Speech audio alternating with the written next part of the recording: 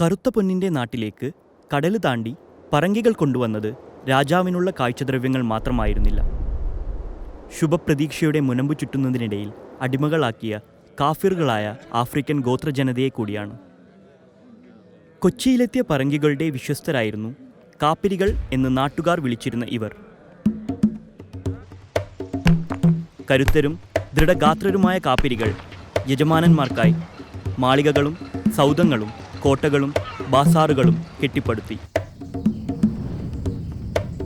കൊച്ചിയിൽ ആദ്യമായി ചീനവലകൾ ഉപയോഗിച്ചതും കാപ്പിരികളുടെ കരുത്തിലായിരുന്നു.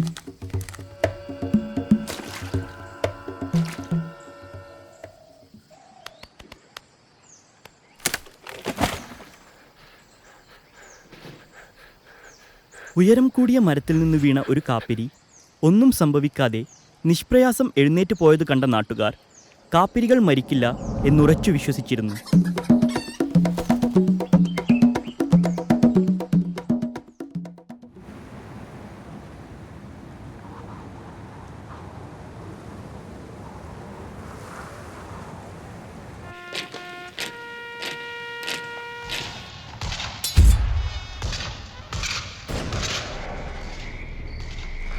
ഡച്ചുകാർ കൊച്ചി കീഴടക്കിയപ്പോൾ പലായനം ചെയ്ത യജമാനന്മാരുടെ നിധി കാക്കാൻ വിധിക്കപ്പെട്ട് അവരുടെ വരവും കാത്തു മണ്ണടിഞ്ഞ കാപ്പിരികളെ ഇന്നും കൊച്ചിയിലെ എല്ലാ വിഭാഗം ജനങ്ങളും മതഭേദമന്യേ ആരാധിക്കുന്നു.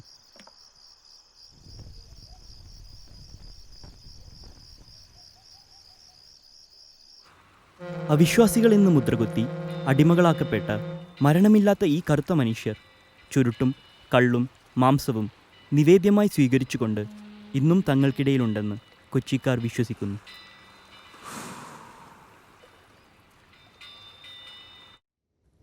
I witnessed my own death.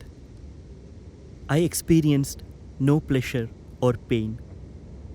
I sensed a giant bird spread its wings and take off. I saw the dust storm from the bird's flight lift and fling away people. I saw the bird surge up and darken the day sky before vanishing. Then, like a summer's dawn, the sky appeared clean and bright.